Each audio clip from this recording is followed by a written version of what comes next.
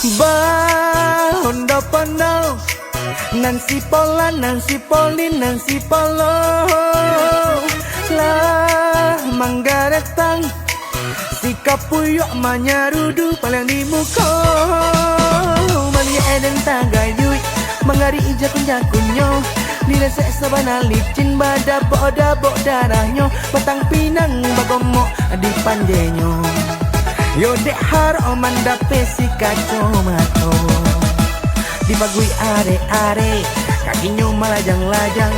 cuy itu cama manje bantu akaro karena jilatang sepolan nan salah sendi taraunan dia tenyo bada buah bunyi coba dak sikap puyo atajin kapalolah takalu atabalia inci matonyo tapi bana tasudui pinggang tuonyo Hondo pono Nancy Pola, Nancy Polin, Nancy Polo lah manggaretang sikap puyok manyarudu paling di muka malia eden tagayui mangari ija kunyo nila sabana licin badabok darahnya batang pinang bagomo di panjenyo yo dek har omanda pesi kaco mato dibagui are kakinya malajang-lajang cuy itu cama manje bantu akaro karena jilatang sepolan nan salah sendi taraunan dia tenyo bada buah bunyi coba dak sikap puyo atajin kapalolah takalu atabalia inci matonyo tapi bana tasudui pinggang tuonyo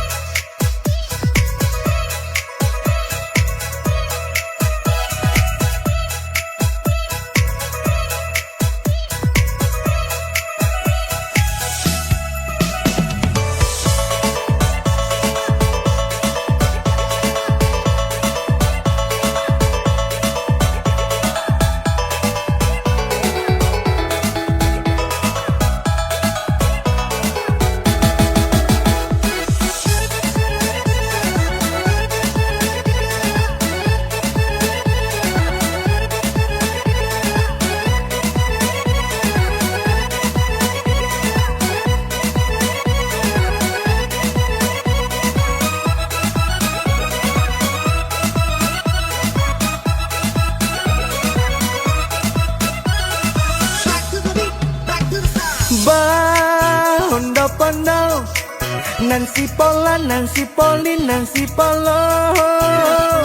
lah manggaretang sikap puyok manyarudu paling di muka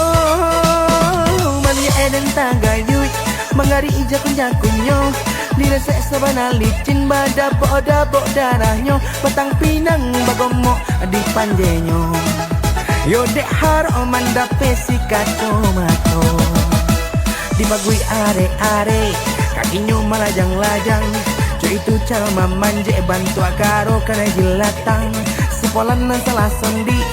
taraunan dia tenyo bada buah bunyi coba dak sikap puyo atajin kapalolah takalu atabalia inci matonyo tapi bana tasudui pinggang tuonyo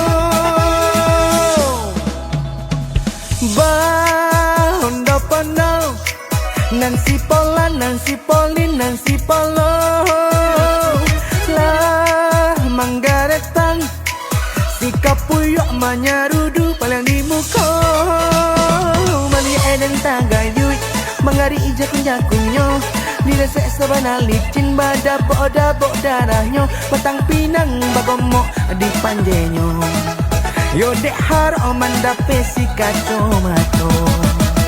dibagui are kakinya malajang-lajang cuy itu cama manje bantu akaro karena jilatang sepolan nan salah sendi